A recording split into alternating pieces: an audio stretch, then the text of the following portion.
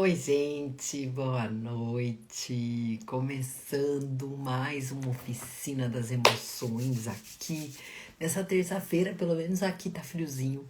E a oficina das emoções de hoje foi atendendo a pedido de vocês. Vou deixar aqui já anotado.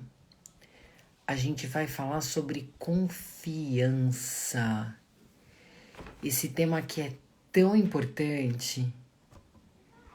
E a gente muitas vezes não para perceber, para racionalizar como esse tópico pode mexer com a gente, como esse tópico tem a ver com o nosso cotidiano e como ele influencia a gente muito mais coisas no nosso dia a dia do que a gente pode imaginar. E aí, o nosso grande trabalho sobre confiança é o trabalho da confiança, em primeiro lugar, em você mesmo. Em você mesmo, na sua busca sobre aquilo que você realmente está a fim de fazer, o quanto você se sente confiante em perseguir os seus objetivos. Bem-vindos, bem-vindas, todo mundo que está entrando aqui com a gente. Eba, muito bom! Acabei de colocar aqui, a gente vai falar hoje sobre confiança, o quanto você consegue perseguir seus caminhos com confiança, o quanto você consegue confiar nas pessoas, o quanto você consegue. Porque o que eu quero trazer para vocês do aspecto mais objetivo da confiança? E aí, se você achar que tem alguém que pode se beneficiar com tudo isso, chama esse povo para entrar aqui, porque hoje o dia foi preparado com muito carinho para vocês. Eu gosto de, quando a gente fala de construir uma versão mais confiante de si mesmo, requer você primeiro perceber o quanto de confiança você acredita que você tem. E aí vem uma pergunta bem interessante, gente. Olha só, para você que está chegando agora. O que você acha que mudaria no seu caminho? O que você acha que mudaria na sua jornada se você tivesse mais confiança? Então, para vocês que estão chegando agora, oi, gente, olha quanta gente bacana chegando por aqui. Meu nome é Marcela Prado, para quem está aqui pela primeira vez, eu sou uma das autoras dos cursos aqui do Portal de Inteligência Emocional. Trabalho nessa área de desenvolvimento desde 2003. Minha grande paixão é estar aqui fazendo isso que a gente está fazendo aqui juntos. Então, a primeira coisa que eu queria perguntar para vocês, você que está entrando, gente, presta atenção. Se pergunte e escreva aí pra gente. O que você acha, o quanto você acha que você tem de confiança de 0 a 10 em você mesmo? E aí a pergunta mais importante. O que você acha que mudaria no seu dia a dia se você tivesse mais confiança? Por que eu tô falando isso para vocês? Porque existem algumas coisas do nosso dia a dia que estão sendo mexidas pela nossa confiança e que muitas vezes a gente não se dá conta, a gente não faz a conexão dos assuntos. Então, olha só, a nossa capacidade de manter a disciplina tem a ver com a confiança. A nossa capacidade de melhorar a cada momento, de ter esse processo de evolução contínua, tem a ver com confiança. Ó, a Mari pegou geral. Sentiu que tocou aí, Mari? Vamos lá, olha só, gente. Outro aspecto mais importante é a gente compreender como é que esse processo pode transformar o nosso dia a dia. Como é que esse aumento pode influenciar no nosso dia a dia de confiança. Outra coisa que tem super a ver com confiança: procrastinação. A procrastinação tem muito a ver com confiança. E eu vou trazer alguns aspectos para vocês que talvez a gente não pare para pensar. Porque olha como a mente mente. Eu gosto de dar esse exemplo da procrastinação porque ela é clássica, tá? Pensa comigo. Se eu não começo alguma coisa, eu não tenho chance de falhar. Olha que gênio. Só que não. Não é. Até engasguei aqui. Se eu não começar, eu não corro o risco de falhar. Então, o quanto eu comecei com confiança esse movimento? Gente, até engasguei, de tanto que o tema foi tenso aqui. Ó, a Bia tá falando aqui, mas você não ia entrar pelo perfil na live também? Não deu, amor. Então, o pessoal da MP5 entra aqui também, que a gente vai juntar esse público todo pra gente poder fazer isso. E o que acontece? A procrastinação, ela é um aspecto fundamental da nossa estrutura emocional. Eu quero trazer 2 temas que têm tudo a ver com a confiança dentro da procrastinação. Vamos pensar juntos. A primeira coisa é esse lance de falhar. Então, se eu não começo, eu não corro o risco de falhar. Então, isso tem a ver com a confiança com quem eu comecei aquele movimento. Segundo, existe uma clareza que você desenvolveu ou não de que para conquistas de grandes objetivos é necessário uma renúncia. Para toda conquista é necessário uma ou mais do que uma renúncias. Oi, Martinha, boa noite, querida. Boa noite para todo mundo que tá chegando agora. E o que acontece, gente, nesse aspecto da confiança? Se você não trabalhou a questão da confiança nessa projeção, nessa criação do seu caminho, no modelo mental que não tem confiança, eu só fico focada no medo de perder. Então eu tô com tanto medo de não ter mais aquilo que eu tenho, que eu não consigo fazer essa troca, sabe? De abandonar isso daqui para ir em direção àquilo que eu quero chegar. Faz sentido isso para vocês, gente? O quanto o apego ao status quo, ou seja, ao meu cenário atual, é uma demonstração de falta de confiança, tanto naquilo que eu estou perseguindo, ou quanto na definição do objetivo que eu tracei, ou quanto em mim mesmo. Quanto eu me sinto confiante o suficiente para largar isso daqui, que é meio seguro, para conseguir começar a ir em busca de outras coisas. Então, esse aspecto do apego tem muito a ver com a confiança. E a questão do ganho imediato é um problema de confiança. Porque, vamos pensar juntos, gente, isso é neural, tá? É fisiológico. Nós temos ganhos imediatos em procrastinar, por exemplo. Por incrível que pareça, pensa aquele relatório que você tem que fazer, aquele material que você tem que produzir, que é mega chato de fazer e você tem que fazer. E aí você tá olhando aquele negócio e fala, ai gente, não quero mexer nisso. Cada vez que você decide e fala assim, não vou fazer isso agora, você tem uma sensação de alívio. Faz sentido? E por incrível que pareça, o teu cérebro fica buscando mais alívio. Só que esse alívio, ele é ilusório. Por quê? Porque depois desse alívio, logo em seguida, vem a culpa. Porque você sabe que era algo que você deveria fazer. Pelo menos o nosso senso de responsabilidade e de obrigação fica latente na nossa cabeça. E aí a gente se pega num ciclo vicioso.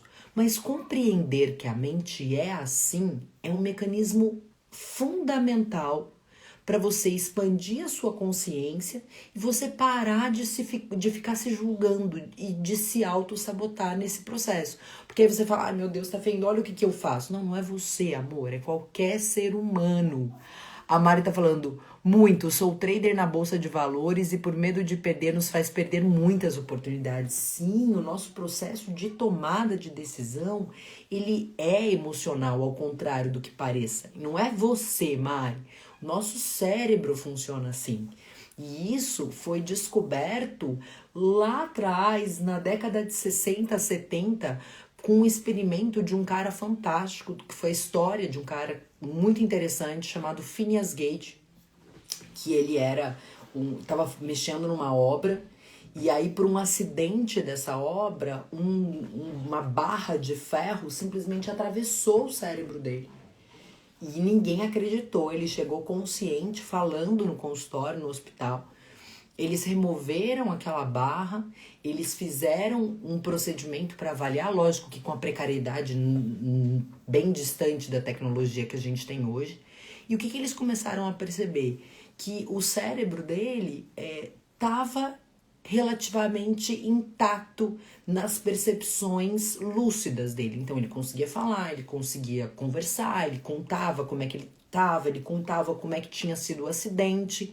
E aí eles falaram, nossa, mas só teve problema na parte límbica, então é tranquilo isso. Só que aí olha que interessante, o que começou a acontecer? Ele começou a mudar o comportamento dele. Então ele continuava fazendo as coisas cotidianas, mas ele não conseguia mais decidir, por exemplo, entre que roupa usar. Ele não conseguia mais se responsabilizar pelos horários que ele tinha de compromisso. Ele não conseguia mais conviver socialmente. E aí ele não conseguia mais tomar decisões. E foi aí que se descobriu que o nosso processo de tomada de decisão acontece no sistema límbico. Ou seja, no nosso campo emocional. Por que eu tô contando tudo isso para vocês? Para mostrar que se a gente não olha para o espectro de confiança com o seu devido valor, isso vai interferir na nossa vida de uma forma muito decisiva.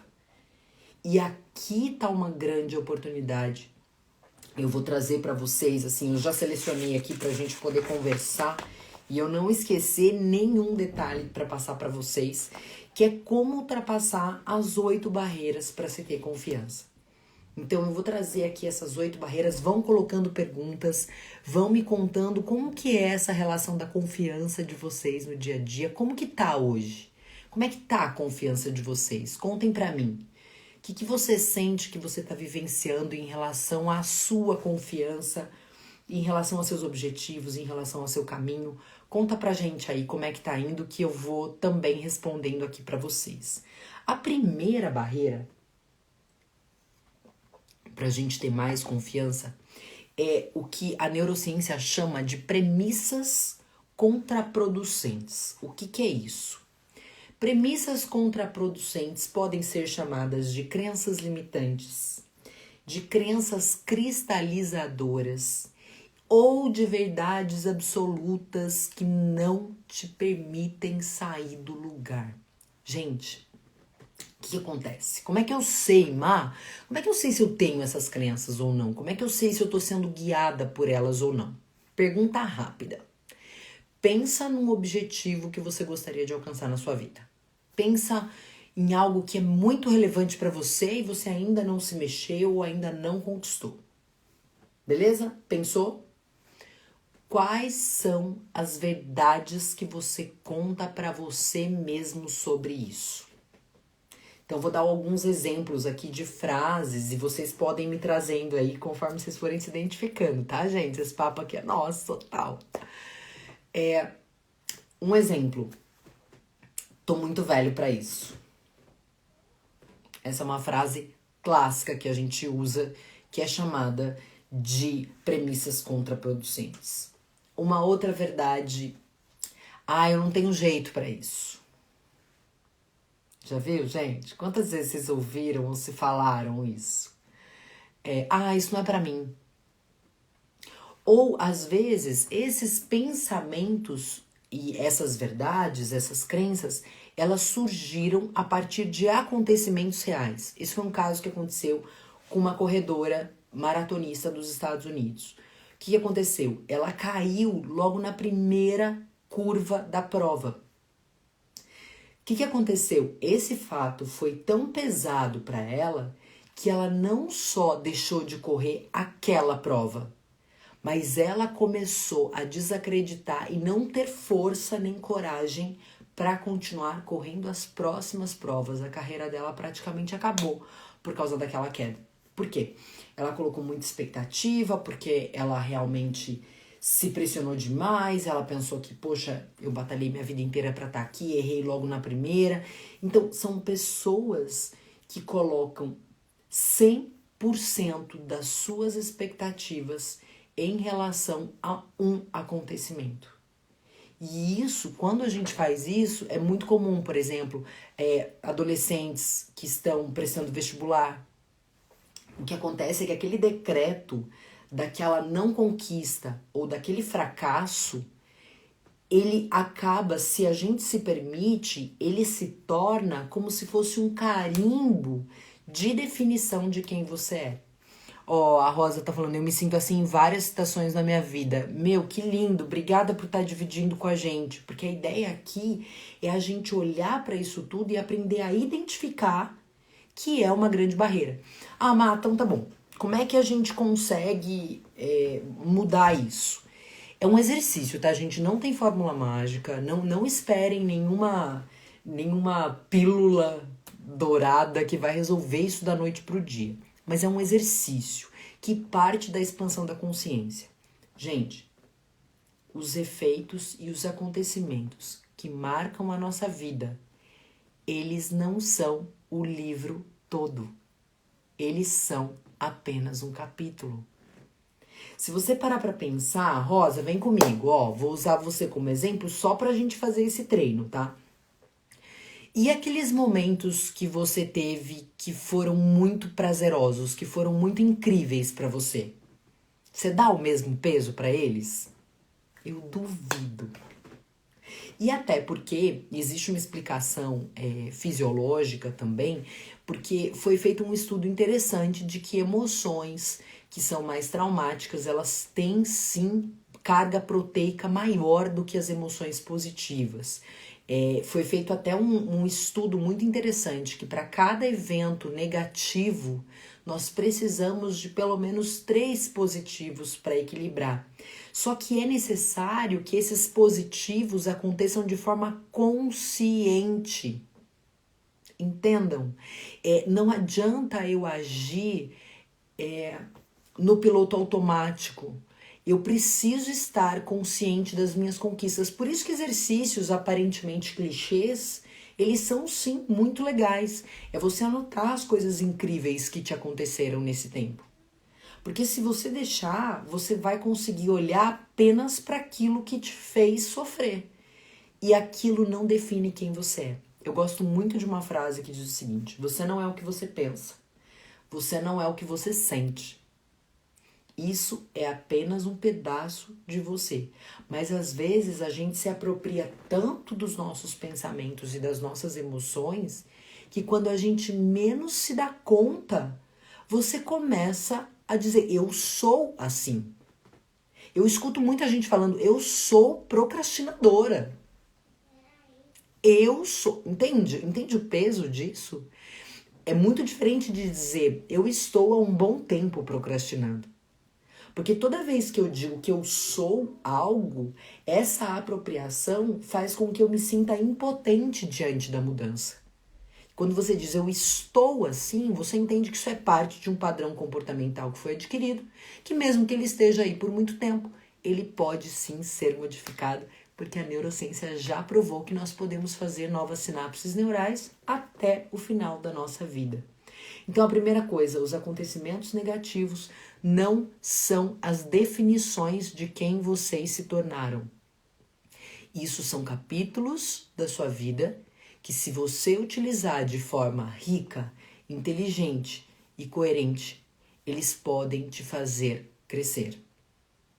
Faz sentido isso pra vocês, gente? Conta pra mim, como é que tá fazendo, como é que tá batendo aí? Pessoal que tá chegando agora, a gente tá falando sobre confiança e basicamente sobre as 8 barreiras para que a gente consiga se sentir e vivenciar o nosso dia a dia com mais confiança. Olha só, outra coisa que realmente atrapalha no espectro de confiança. Ó, ali tá comentando uma coisa aqui antes, vamos lá. Culturalmente aprendemos que somos e não que estamos. Hoje entendo isso de fato. Maravilha, maravilha. Esse aspecto é super importante, porque, na verdade, gente, construir novos padrões, principalmente de confiança, que eles envolvem as crenças e a maneira como a gente aprendeu a se relacionar consigo mesmo, isso está muito enraizado com uma construção que veio lá da infância. Então, por isso que eu disse, não é minha pretensão aqui dizer que com essas 8 dicas a gente vai desconstruir tudo. Mas eu posso garantir que isso podem ser ferramentas somadas a processos terapêuticos, processos de outros cursos de maior profundidade que vão ajudar vocês a fazer essas mudanças. A parte bonita é que é possível, a parte bonita é que isso é real e que é fruto de muito estudo comportamental que a gente traz com carinho para vocês. Segunda barreira para confiança. Vão trazendo aí, gente. Eu fiz 2 perguntas pro pessoal que tá chegando agora. Bem-vindos, bem-vindos. Eu fiz 2 perguntas importantes para vocês. Se quiserem, vão colocando aqui e vão trazendo nas perguntas aqui, que eu já tenho uma perguntinha que eu já vou responder. Como é que seria a sua vida se você tivesse mais confiança em si e nos seus objetivos? O que você acha que ia mudar? Dá uma pensada aí, vai escrevendo enquanto eu vou falando aqui, que eu quero saber o que vocês pensam sobre isso, tá? Segunda barreira, objetivos demasiadamente ambiciosos ou muito distantes. Eu explico. Vocês devem estar assim, mas Marcela, vocês não falam pra gente sonhar grande, pra gente acreditar, pra gente ir atrás. Sim. O que acontece, gente? Vamos imaginar uma pessoa que tá se recuperando de um acidente, ok? Ela sofreu um acidente, perdeu o movimento temporariamente das pernas e tá começando o processo de fisioterapia. Quando eu falo de objetivos demasiadamente grandes ou ambiciosos demais, é quando uma pessoa que acabou de sair do acidente quer correr uma maratona em 2 meses. Entende? É quando uma menina de 1,5 metro quer ser modelo de passarela. Eu não tô dizendo que não é possível, porque absolutamente tudo é possível.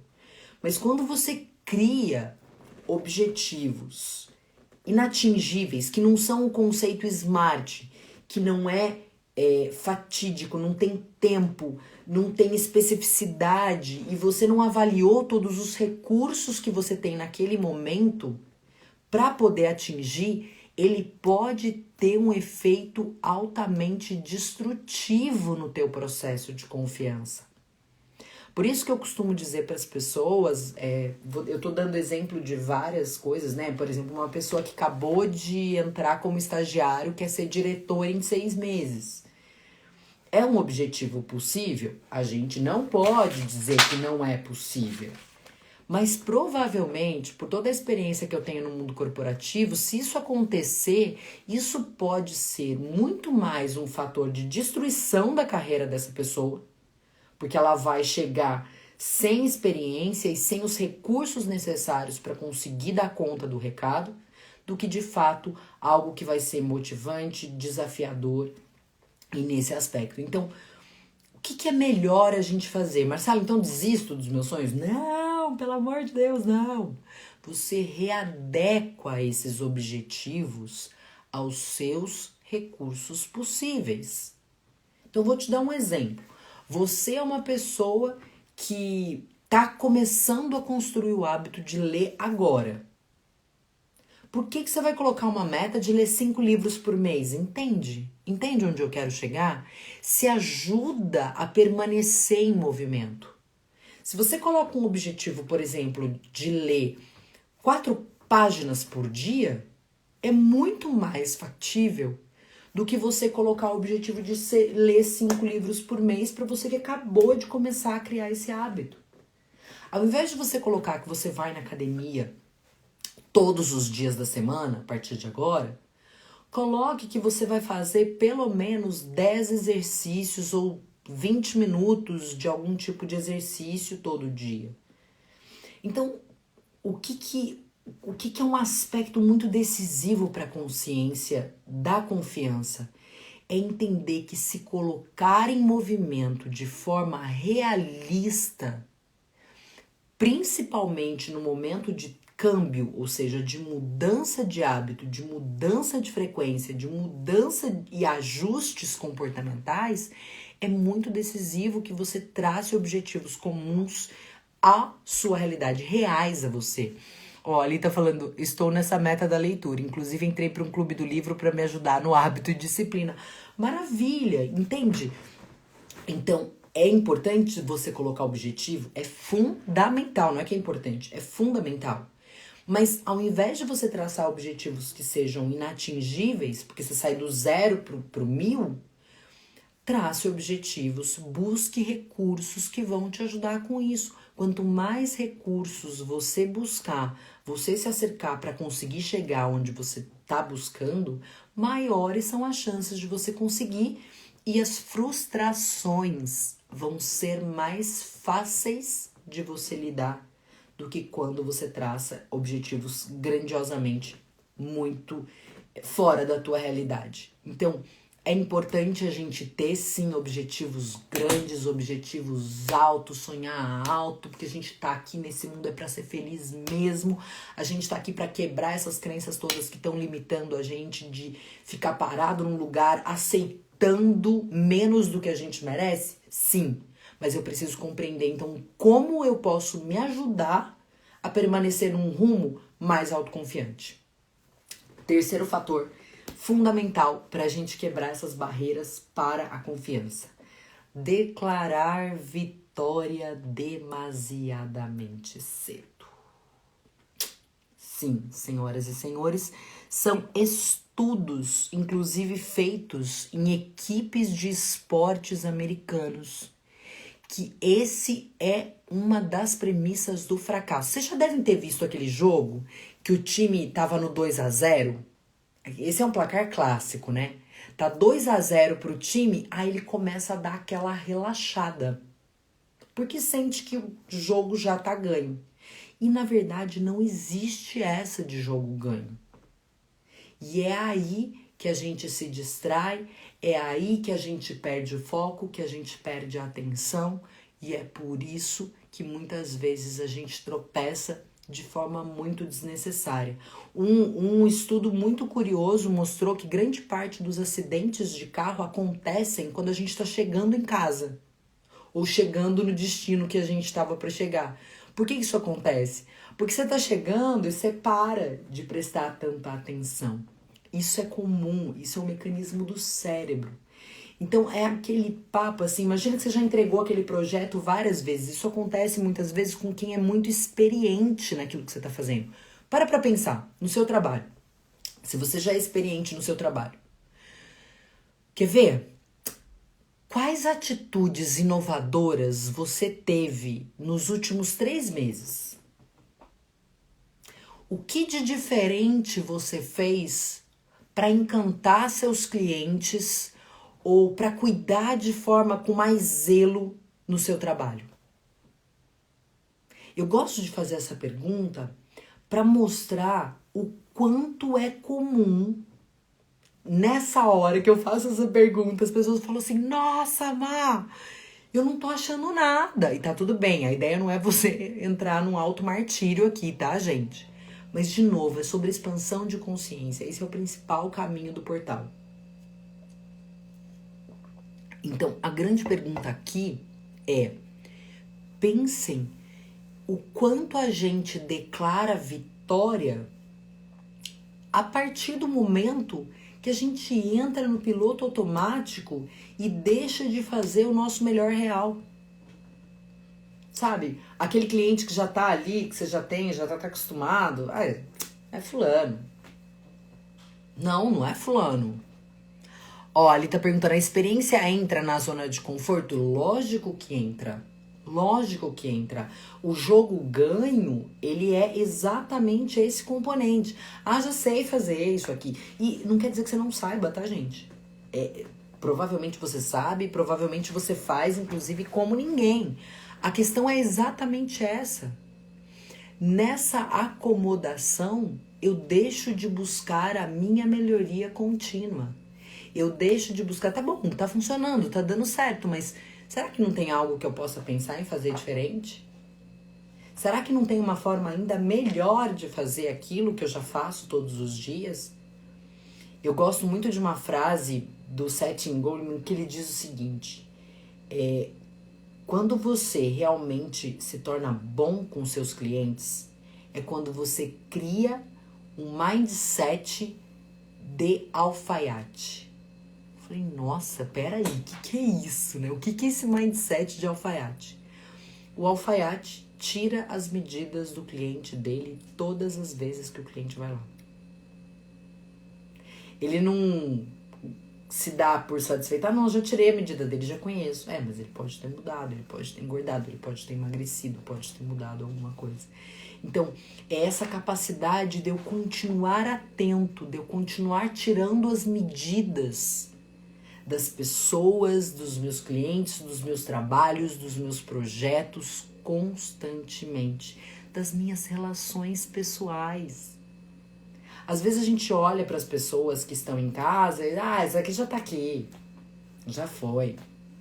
Cara, não já foi não. Porque a gente se apaixona e se desapaixona pela forma como as pessoas nos tratam e não pelo amor somente.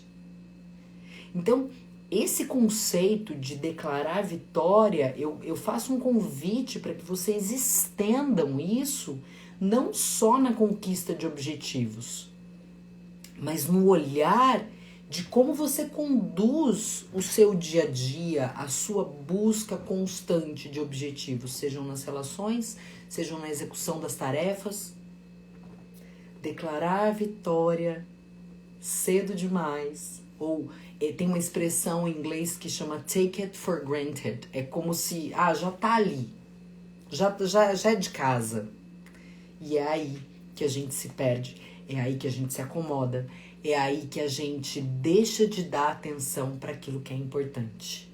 Então, essa foi a terceira barreira que trabalhamos nesse aspecto de chegar à confiança. Agora a gente vai para a quarta barreira. Vocês estão aí, gente? Vocês estão processando? Conversa comigo, tem um pessoal que está chegando agora. A gente está falando das 8 barreiras da confiança, tá, gente?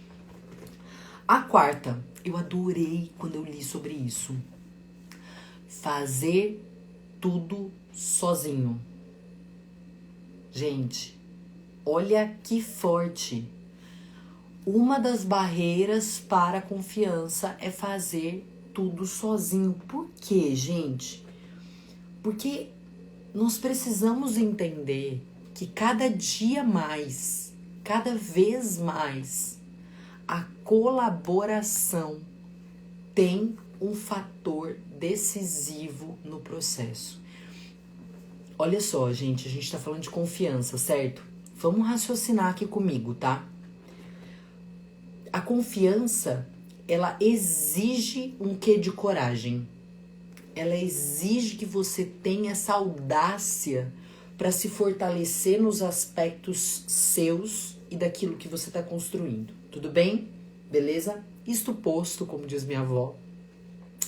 As pessoas perguntam, o que é um fator decisivo para a coragem? Ao contrário do que se pensa, o fator mais estudado recentemente sobre coragem não é sobre motivação, não é sobre aquele drive interno. Um dos aspectos mais decisivos para a coragem atualmente é ter uma rede de apoio sólida. E eu tenho certeza que falando isso vocês vão se identificar. Sabe aquela história quando você tá num momento difícil, de uma escolha difícil, e aí vem alguém e fala assim pra você, vai lá, se tudo der errado eu tô aqui, a gente resolve. Às vezes é essa frase que faz você ter a coragem de fazer aquele movimento que você tá buscando. Você quer buscar um sonho, mas você tem filho pequeno. Rede de apoio. A rede de apoio é um dos aspectos mais decisivos para a confiança. Por que eu tô contando isso para vocês? Para que você comece a pensar sobre isso. Se você é líder, se você trabalha em equipes, pare de achar que sozinho você vai conquistar tudo. Não é apesar das pessoas, é com as pessoas. E isso requer que você confronte com uma série de crenças que você tem sobre as pessoas. Tem gente que já tira isso de letra. Se você já tira isso de letra, lindo, mas eu preciso esmiuçar aqui porque eu sei que para algumas pessoas isso pode ser um desafio ainda a ser enfrentado. Quando a gente fala dessa rede de apoio, e principalmente no mundo corporativo, nas empresas, o que acontece? Ai, Marcela, o meu trabalho seria incrível se não fosse tal área. Isso é muito clássico da gente ouvir. A Marcela seria muito fácil se não fosse fulano. Isso são as pessoas que eu chamo que trabalham apesar das pessoas. Quando você troca o apesar das pessoas para trabalhar com as pessoas, você começa a observar quais são os pontos fortes, quais são os pontos fracos, que cada stakeholder, ou seja, que cada peça dessa engrenagem que tem relação direta com você, te influencia. E a pergunta é como eu posso ajudar isso? Quando você se coloca no papel de contribuição coletiva e não de julgamento coletivo, você começa a quebrar uma das barreiras da confiança. Porque quando eu não tenho essa mentalidade, as atitudes das pessoas se tornam obstáculos para eu atingir meus objetivos. Tipo assim, Marcela, nossa, eu conseguiria se não fosse fulano. Eu não tô dizendo que não seja verdade, tá, gente? Eu sei que muitas vezes é exatamente isso. Só que pensar dessa forma não vai resolver esse problema. E mês que vem você vai ter meta para bater, você vai ter objetivos a alcançar e aquela pessoa vai estar lá do mesmo jeito. Então é minimamente inteligente eu parar de entrar nesse modelo de embate, confronto e desgaste improdutivo para eu me perguntar, bom, se essa pessoa é desorganizada e o chefe dela não vê isso e não vai mudar, como é que eu posso fazer uma parte para ajudá-lo nesse processo? Não adianta às vezes só colocar no sistema, às vezes eu vou ter que ligar e falar, cara, sei que vocês estão correndo aí, mas dá uma olhada no e-mail que eu te mandei porque o negócio tá pegando. Você vai ter que fazer um extra mile, você vai ter que dar um passo além para compensar esse desafio. Quando você se coloca na posição de contribuição com as pessoas e não apesar das pessoas, você começa a adotar um padrão de comportamento cuja confiança aumenta. E aí o que é muito interessante é que não é só a sua confiança, não é só a autoconfiança, mas é a confiança em relação aos outros também, que aumenta e isso melhora significativamente as relações e a qualidade dos relacionamentos que você tem. Gente, esse próximo é muito clássico. Tá fazendo sentido pra vocês, gente? Vai me dando feedback aqui se vocês estão acompanhando, como é que tá sendo isso pra vocês. Chegou várias pessoas novas aqui, bem-vindos, bem-vindas. Que delícia ter vocês aqui. A ideia aqui, gente, é eu trazer pra vocês, pelos estudos da Universidade de Harvard, quais foram as 8 principais barreiras que nos impedem de ter mais confiança. Então, a gente já falou de todas essas, a gente vai pra essa que eu adoro, porque ela é tão fácil de fazer, gente. Culpar as pessoas. Aí você deve falar assim, mas Má, como é que pode, cara? É que fulano, você tem que ver. É, eu sei, amor, eu sei, eu juro que eu sei, eu juro que eu acredito. Só que o que acontece? Esse movimento de você culpar os outros, ele te traz alguns aspectos muito perigosos para a confiança. Porque o primeiro, você ativa uma percepção de impotência sobre o fato. Porque quando eu tô dizendo o seguinte, ó, isso aqui tá acontecendo por causa de fulano, sem querer, de forma inconsciente, eu me isento da responsabilidade de tudo que tá acontecendo, porque eu só estou olhando para a parte do fulano. E caso tu não tenha feito a conta, meu amor, vem cá, vamos pensar junto. Essa parte, mesmo que você esteja corretíssimo, você não tem como mexer. Porque, afinal de contas, ela não é tua. Então, a principal mudança para o aumento da autoconfiança é eu me perguntar qual é a minha parcela desse caos que eu tanto reclamo? Qual é a parte que cabe a mim? Eu sei que essa não é gostosa de ouvir, tá, gente? Mas é necessário contar pra vocês. Qual é a parte do caos que você se queixa que é sua responsabilidade? E não vem falar pra mim que não tem. Não vem falar pra mim que não tem. Todos nós, diante de tudo que nos acontece, temos minimamente o que a gente chama de zona de influência. Minimamente, influência indireta nós temos sobre tudo. Vou dar um exemplo. Ah, Marcela, a vacina já tinha que estar aí. Concordo. Tem alguma coisa que você pode fazer sobre isso? Não, mas você pode se cuidar. Essa parte você tem influência. Você pode se cuidar, você pode proteger os que você ama. Você pode fazer a sua parte. Então, todas as vezes que eu coloco energia naquilo que eu controlo, a minha percepção de confiança aumenta. Marcela, isso significa eu tampar o sol com a peneira? Eu ficar dourando a pílula do mundo? Não. Por favor, não. Em nenhum momento vocês nunca vão me ouvir falar disso. O que nós estamos falando são estudos da Universidade de Harvard sobre como você pode aumentar os seus aspectos de confiança no seu dia a dia e como você pode ter modelos mentais que te afastam disso. É simples assim. Só que às vezes, gente, eu falo por mim também, tá? Às vezes a gente escuta coisas que incomoda. Por quê? Ai, não sei se vocês estavam prontos pra essa, tá, gente? Ó, vem aqui comigo. E eu vou dar um exemplo que aconteceu comigo hoje. Foi bem legal. Só que não. Às vezes a gente tá tão certo de que a gente tem razão que quando a gente escuta algo que quebra isso, ao invés de despertar a consciência, a gente fica com raiva. Eu aprendi uma coisa. Não é porque você está com raiva que significa que você está certo. Não é porque você está com raiva que significa que você está certo. O dia que eu entendi isso me ajudou a expandir a mente para muita percepção sobre mim mesmo. E isso me ajudou muito. A Verônica tá falando aqui, pra mim, Má, tudo está em volta da nossa expectativa em relação às pessoas. Achamos que as pessoas têm que ser como nós. Exato. E às vezes, eu quero mostrar pra vocês que não é nem só em relação às pessoas. Muitas vezes, por exemplo, tem gente que tá sofrendo pra caramba no trabalho. Mas tá sofrendo porque o trabalho não tá sendo aquilo que aquela pessoa criou de expectativa sobre o trabalho. Ao invés de você parar e acolher o que você tem de cenário e se perguntar como eu posso agir de uma melhor forma em relação a isso. Então a gente sofre pelas pessoas e pelas circunstâncias não corresponderem às nossas expectativas. Isso é clássico, vê? Isso acontece direto com a gente. Outro fator que nos impede a ter confiança: atitudes defensivas. Vocês estão vendo que esses últimos, eles estão muito relacionados. Então, o que é uma atitude defensiva, gente? Uma coisa é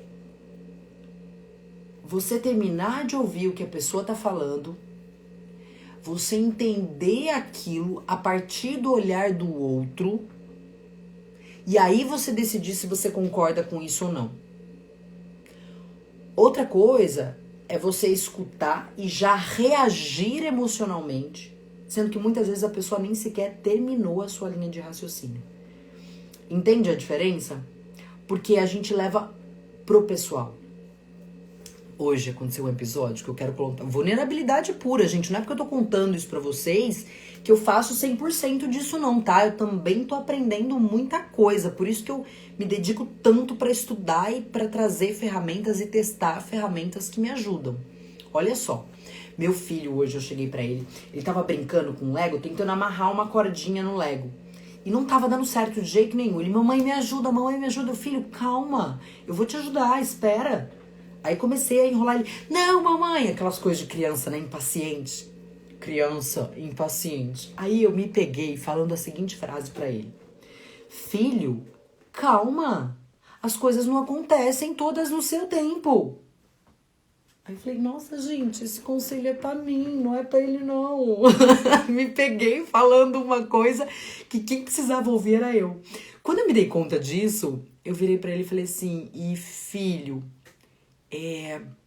você sabe que o que a mamãe tá falando serve pra mamãe também. Às vezes a mamãe também quer que as coisas aconteçam no tempo da mamãe. Isso não é legal.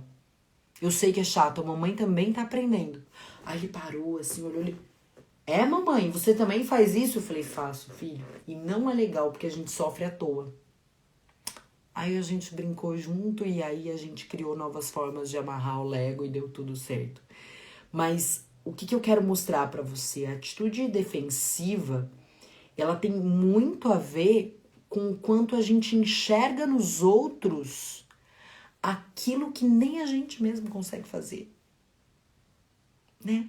Vamos combinar aqui entre nós, nesse dia de reflexão? Quando você quer, a gente fala assim, gente, fulano tem que aprender a falar comigo, mas nem a gente sabe falar com a gente mesmo. Porque a gente tá falando aqui de confiança, tem dia que a gente fala, não vou dar conta. Não... Cara, você acha que isso é jeito de falar com você? Se a gente tá aprendendo a ter conversas internas, como é que você quer que os outros saibam sempre como falar com você? Tá todo mundo passando, gente, por um grande processo de transformação. Alguns estão mais dedicados no processo de autoconhecimento, alguns têm mais recursos para lidar com isso e outros têm menos. E assim, não é para você ser complacente, mas tem gente que não vai conseguir te dar aquilo que você está esperando. E a gente precisa entender que se você não mudar a sua forma de se relacionar com isso, isso vai afetar a sua confiança. Porque eu conheço pessoas que falam assim, meu, com gente agindo assim, como é que as coisas vão pra frente?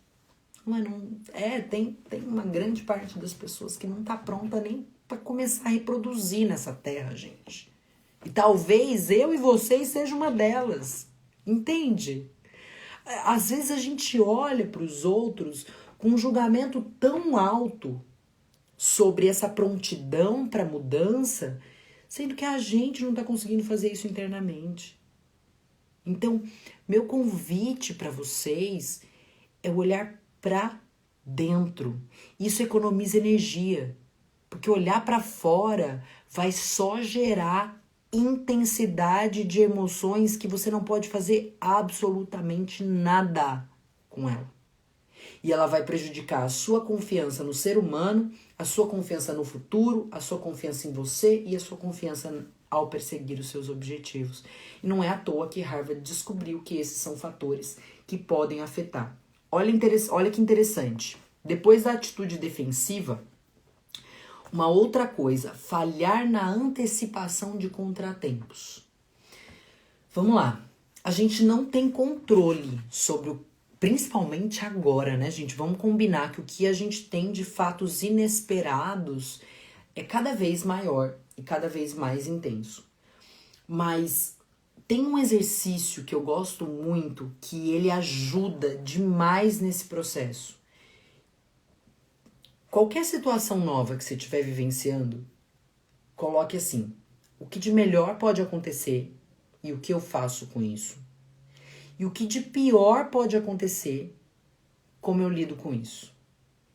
Quando você pensa, ou se você se dá o luxo de se perguntar o que de pior pode acontecer e como eu quero lidar com isso, você diz para o seu cérebro que não precisa ativar o medo paralisante. Eu vou repetir isso, gente, porque isso é muito importante vocês entenderem.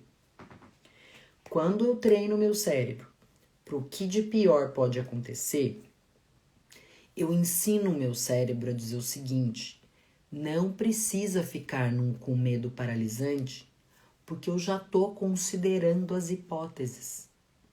Então você mostra para si mesmo que você está considerando essas questões e inclusive está se preparando para elas. Porque guarda uma frase com muito carinho com vocês. O cérebro, nós, só entramos em desespero quando a gente não vê alternativa. Escuta, faz um bem bolado aí de retrospecto. A gente só entra em desespero quando a gente não vê alternativa. Então, quando você começa a ensinar o seu cérebro a pensar em alternativas, não com o objetivo de paralisar, mas com o objetivo de treinar a mente para os e se's, você começa a aumentar a sua confiança em você. As pessoas resilientes, boas resolucionadoras de problema, são aquelas que conseguem fazer esse aspecto. Então, essa virada é muito importante. Outro erro clássico no processo, gente. E o último, tá?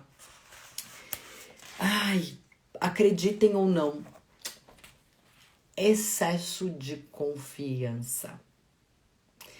É quando a gente acha que já tá ganho. Volta muito pro time ganho, né? Mas quando você acha que você já sabe. Isso acontece muito. Eu quero mostrar pra vocês o seguinte. Marcela, é possível uma pessoa ser insegura e ter excesso de confiança? Aham. Em situações diferentes, com certeza. Eu posso, no trabalho, ser insegura e nas minhas relações em casa, eu achar que eu já sei tudo e ninguém tem que ter opinião porque eu já sei tudo. Sabe assim? Isso é super comum.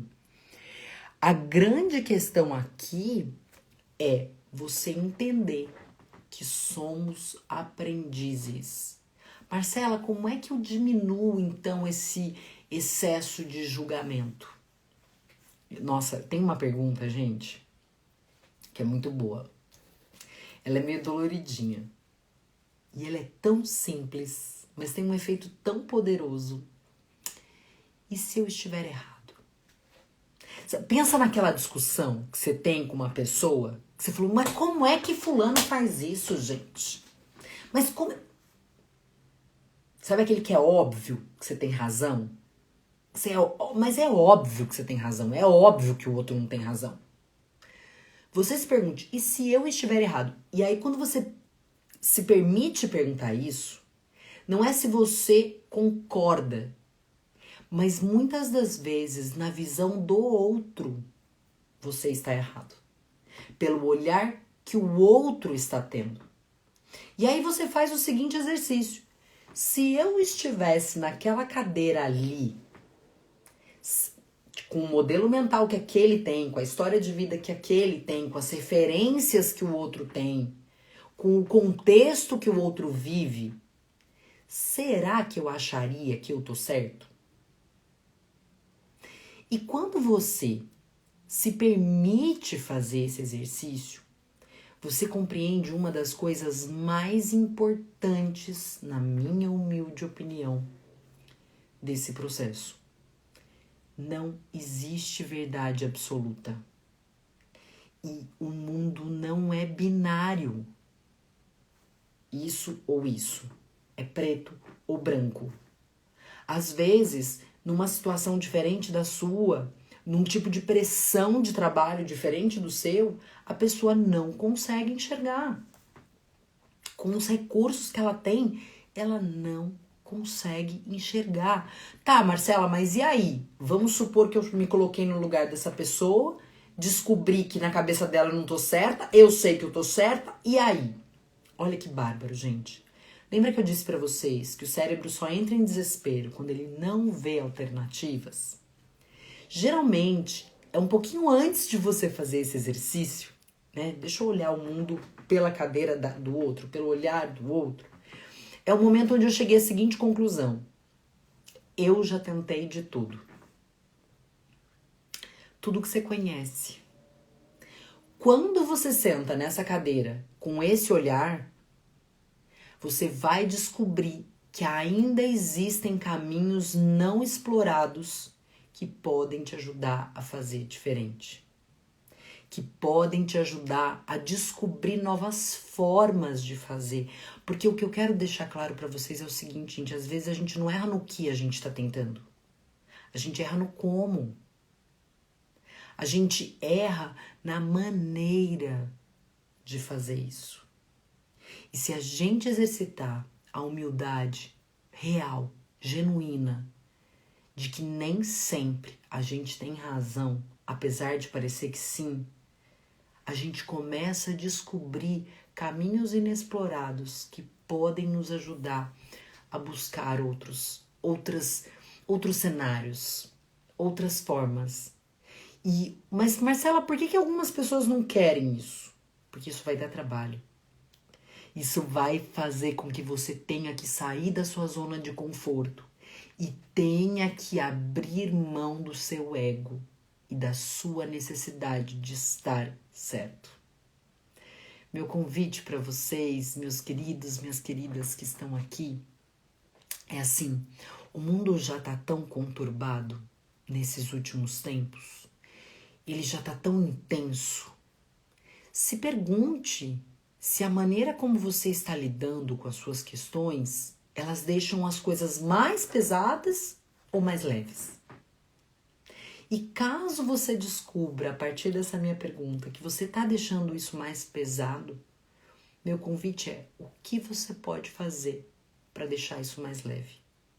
Acreditem ou não, o aspecto da confiança, se você sai do espectro do ego, não é sobre você ser melhor do que alguém, mas é você se sentir mais forte para lidar com as questões do dia a dia e perceber que a gente não está competindo com ninguém, que tem sol para todo mundo.